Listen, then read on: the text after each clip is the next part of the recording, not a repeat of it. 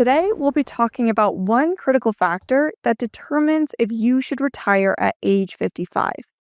If you want to retire early, you need a strategy for replacing your income.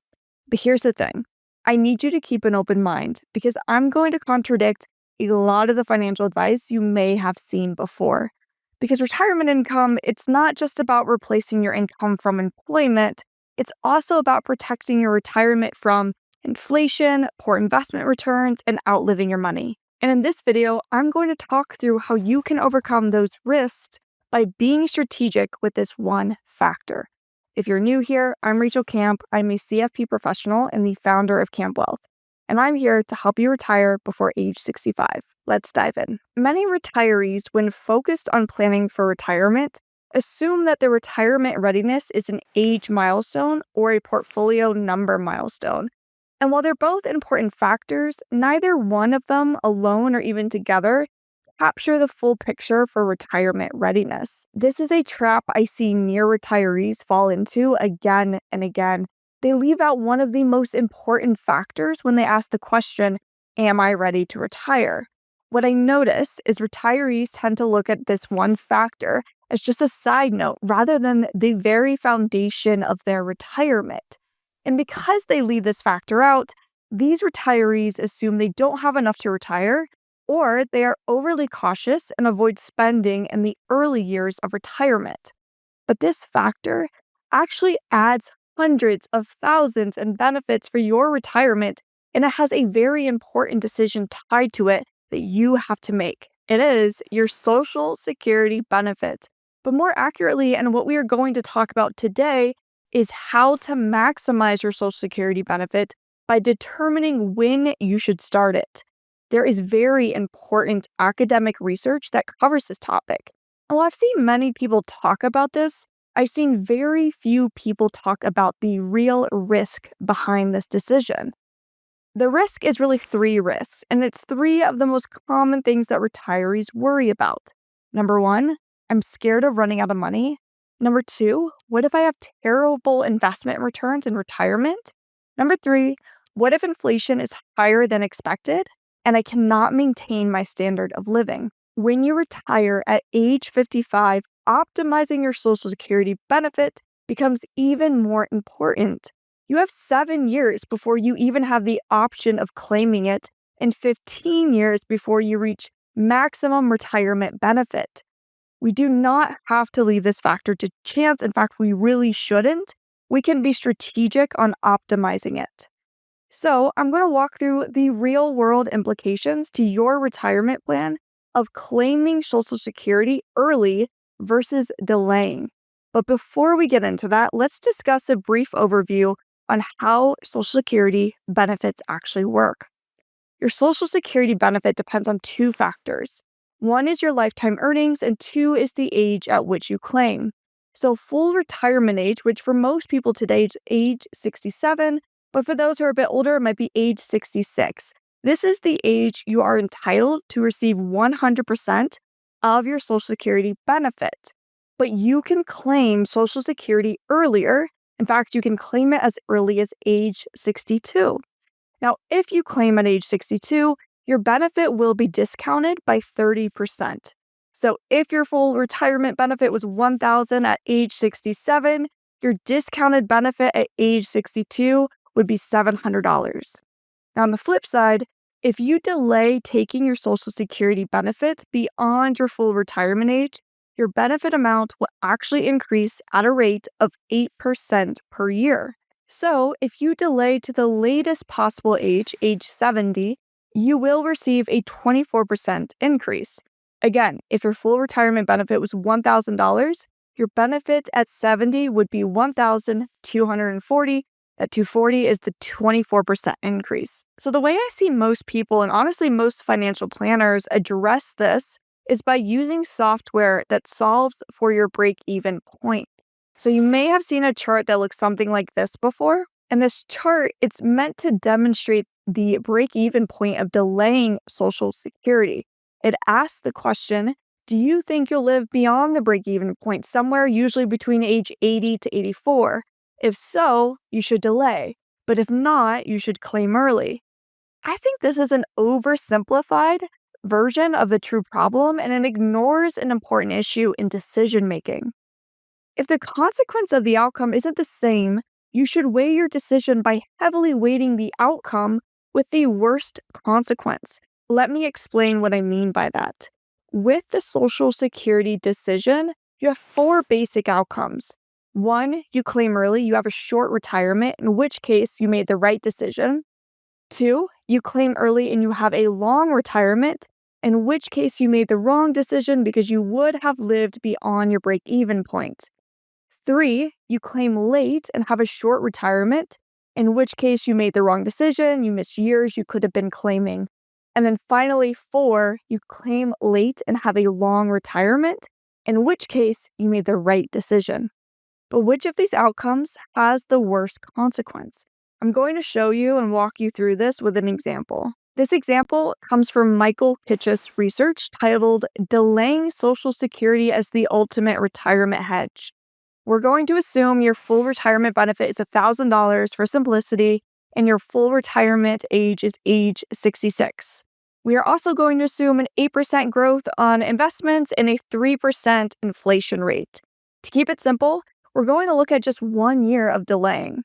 So your question is, should I take Social Security now at age 66 with a $1,000 a month benefit, or should I delay 1 year to age 67 where I get that 8% increase so my new benefit is $1,080? Now, if you decide to delay to age 67, you start off in the hole, right? Because you missed $1,000 payments for 12 months by delaying. So you start age 67, $12,000 in the hole. Now, you are very slowly making up this deficit at a rate of $80 per month. But as Michael Kitches points out, you are actually making up this deficit slightly more rapidly over time because that extra $80 that you got by delaying, the extra $80 in benefit, is earning a COLA adjustment. That's a cost of living adjustment that you get with Social Security. And this, you're going to find out, is the key behind these numbers. The decision to delay grows exponentially. I'm going to say that again. The decision to delay grows exponentially. You can see that in the Kitches chart here.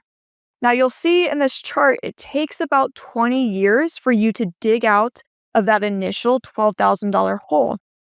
But then it takes only 6 more years to go from your break-even point, to up $12,000, and then 4 more years for another $12,000, and just over 2 more years for another $12,000.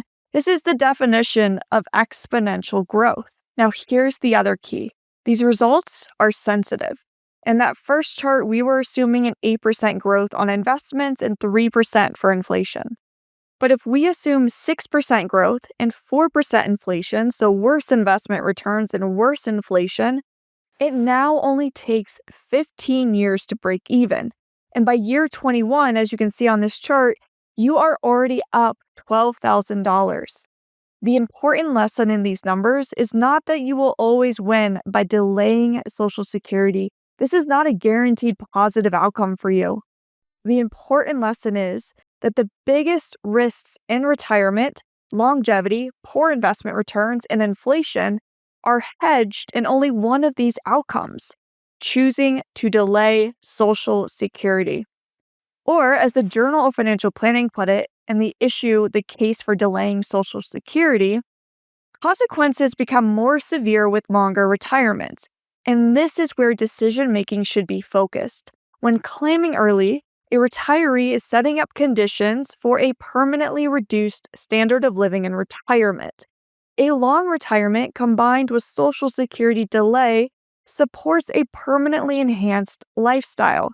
The point is that the greater emphasis should be placed on what happens in longer retirements because the financial consequences are more severe, and this is when delaying Social Security will have a clear positive impact. Now that, in my opinion, is a strong case for delaying Social Security, but there are 3 important scenarios where delaying Social Security does not make sense.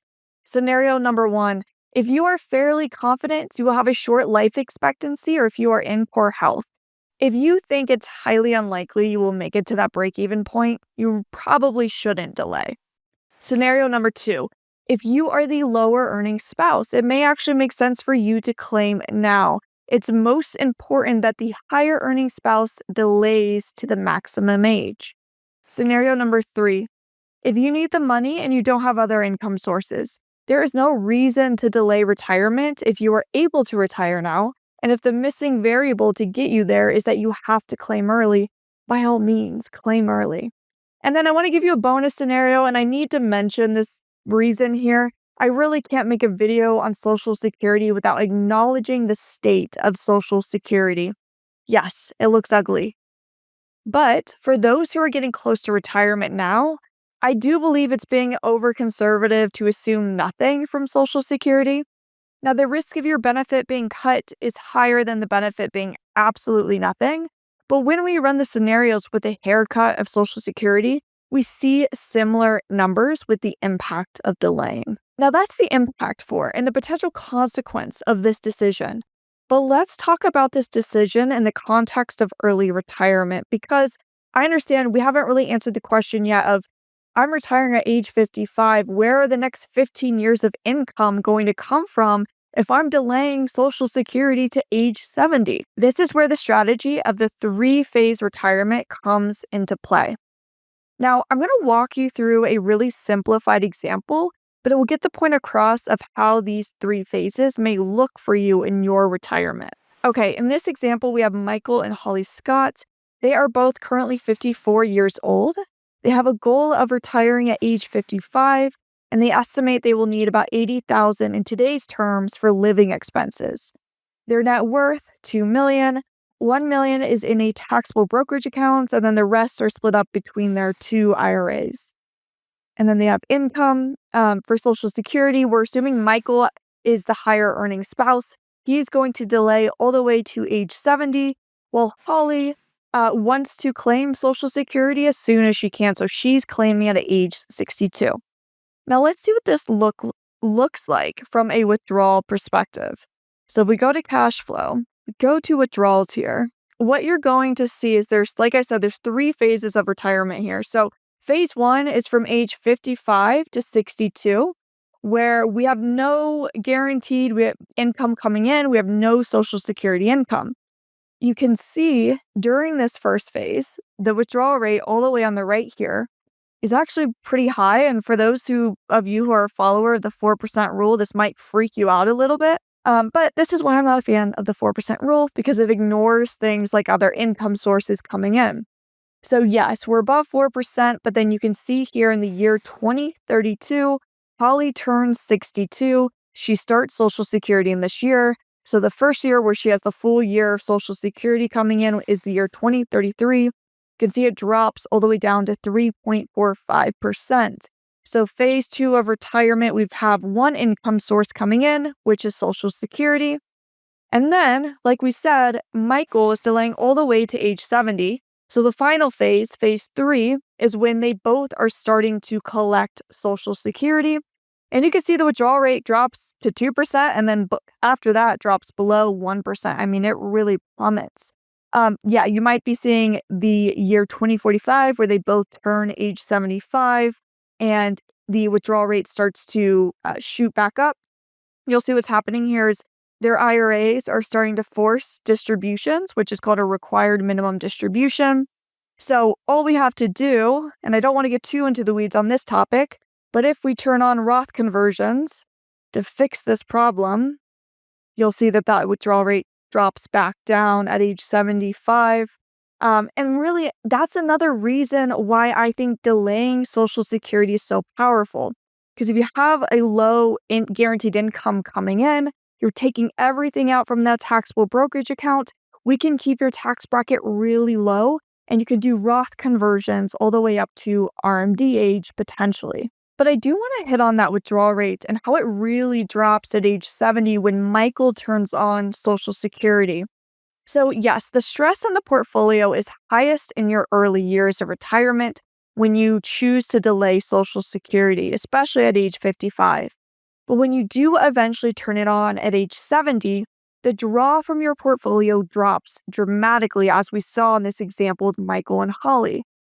And when we look at one of the first studies done on delaying Social Security, we can see this illustrated in a chart. The y-axis here is your portfolio value, while the x-axis is the years. So all three scenarios here start with a portfolio value of $700,000 in the year 2012.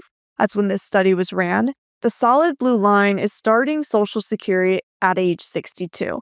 So you can see your portfolio holds up really well in the early years of retirement because you don't need to take much from the portfolio.